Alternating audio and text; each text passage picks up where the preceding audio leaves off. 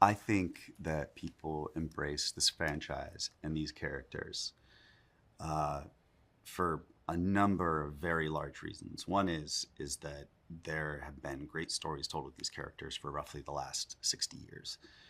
Um, there's so many good runs of that comic book, and the namesake of the show, Born Again, is actually one of those sort of transgressive kind of. I think at this point in pop culture, it's one of those things that people who, for whatever reason, don't like comic books call graphic novels and call it more like literature. People should feel that way about comic books too, but but it's that, and it's one of the greatest.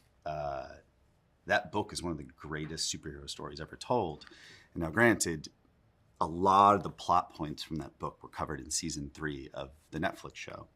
Um, that said, we did made a lot of stylistic, even like lighting choices based off the artwork from that book.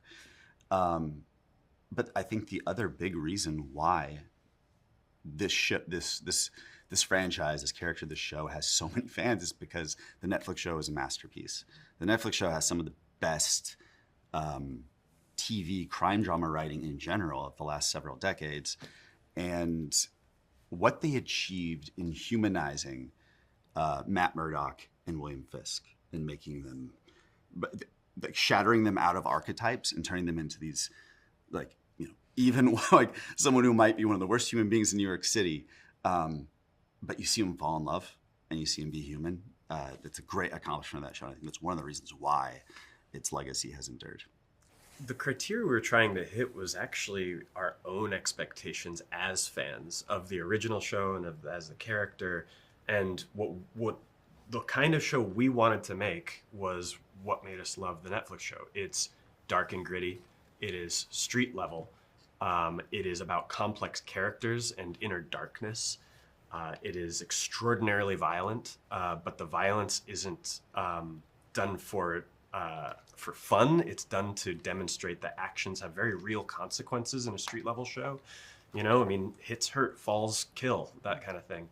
And so there's a lot, from that show that we could look to as a North Star, and also from Frank Miller's comics and a lot of the other comics, where Daredevil is a person who bleeds in a very real way, and he can't come back to life, and he doesn't have any powers outside of his mind, and he of course has heightened senses, but it's still something where a human being can be a very real threat to him, and that just feels interesting. We can relate to that really strongly, and because the stakes are internal, they're about the darkness and egos within, especially the two men of Fisk and Matt. That's what we needed to hit. We needed to hit these extraordinarily high, almost operatic stakes, but the stakes are people. The stakes are not buildings or supernatural stakes. Matt Murdock is a unsighted attorney in New York City who is he's one of the good ones. He's one of the when people tell lawyer jokes, he's not. They don't mean him. They don't mean him. They don't mean his Fred Fogg. These are the good guys, and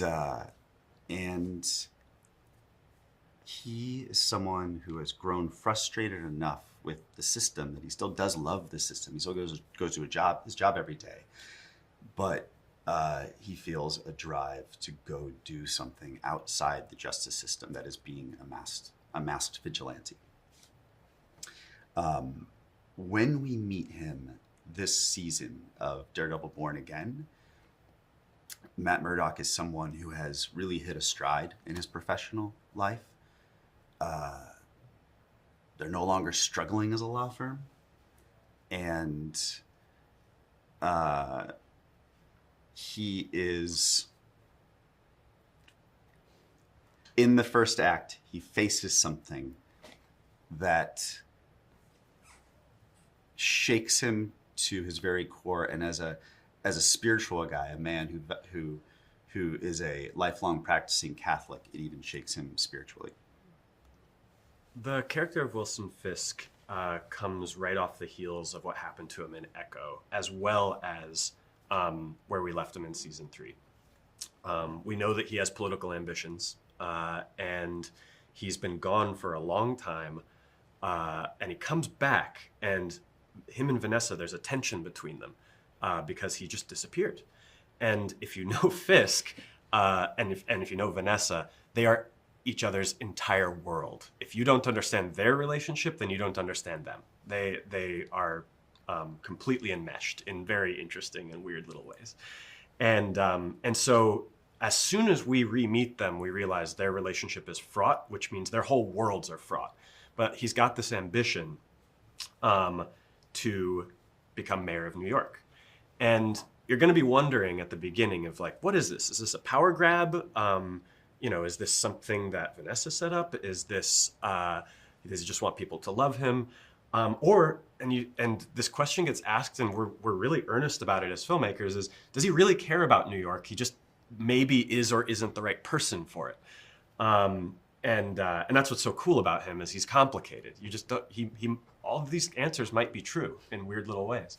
So Ayelet, who plays Vanessa's role, is a very deep thinker, I think, in terms of, she has an extraordinarily strong opinion of who she is, and who she is so intimately related to Fisk. Her whole life revolves around this person, and vice versa. And so any decision that is made cannot be made unilaterally. They have to make it together. And when we come into the show, she has been missing her husband, who disappeared without warning, knows he's alive, but is very upset at him, and has actually committed an act outside her marriage that is very upsetting to both of them. And so she set up a business So Vanessa set up a business within the art world, where she's essentially like an art trafficker, and she's found a way to make it bulletproof, as she says. And Fisk coming back into her life, simultaneously she loves it because she loves him so much. However, it blows apart these carefully laid plans. Like he comes in like a bull in a china shop with his own ideas, and she has to figure out if she wants to get on board with it. So it's impossible to talk about the action in the series without talking about Phil Silvera. And Phil Silvera was a stunt coordinator on the Netflix show. He is now a second unit director and our stunt choreographer on this show. We have learned so much working with Phil. You can watch the stunt viz that Phil has shot, and you might question a single blow, a punch, a kick, whatever. And Phil he has already, in his response, in Phil's response to any questions of his choreography viz, you understand that he has thought through every single tiny movement in a way that's a synthesis of hundreds of thousands of conversations with Vincent or with Matt, who plays Daredevil, or whoever it is, and that he has taken in their very, very deep, complicated approach to their character and their character's emotions and desires and everything, and he's combined that with his sort of almost like childlike admiration for the comic books, and somehow that all comes together into this choreography and this fighting that is so much more ground level and street and realistic than most superhero content.